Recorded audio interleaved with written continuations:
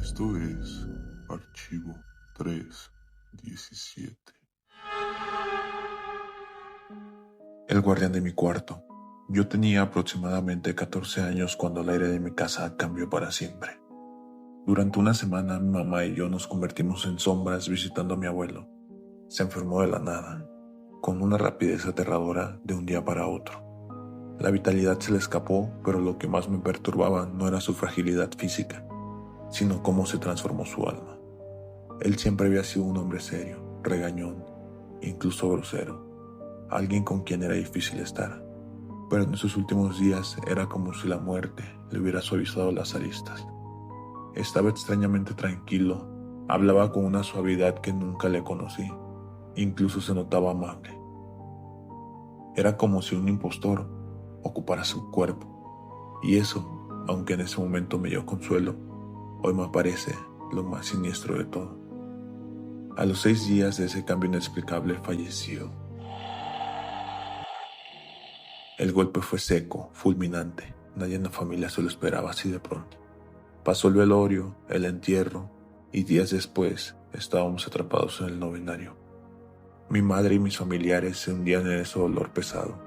Y yo estaba ahí, entendiendo lo que era la muerte, pero sin dimensionar realmente el vacío que deja. Recuerdo muy bien ese día en específico, porque el cielo parecía estar de luto también. Llovía con una furia implacable.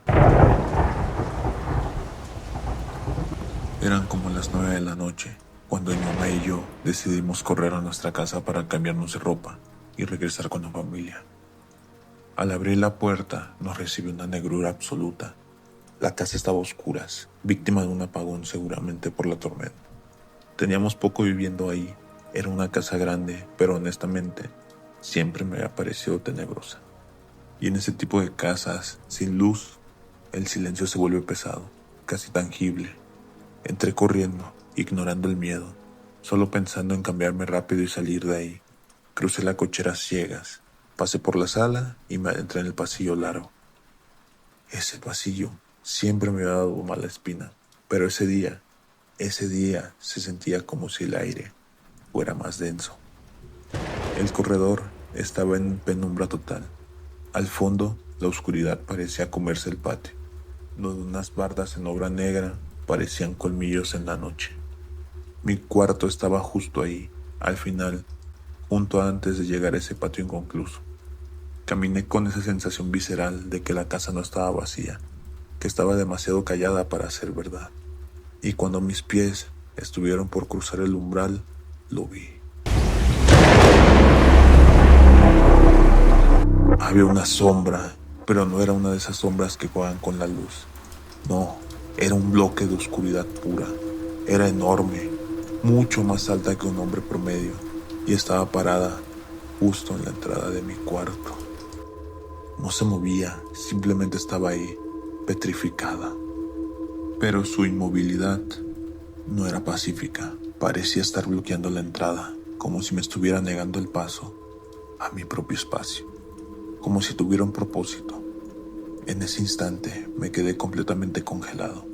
Sentí ese golpe de miedo que es tan fuerte que te roba el aire y el pensamiento.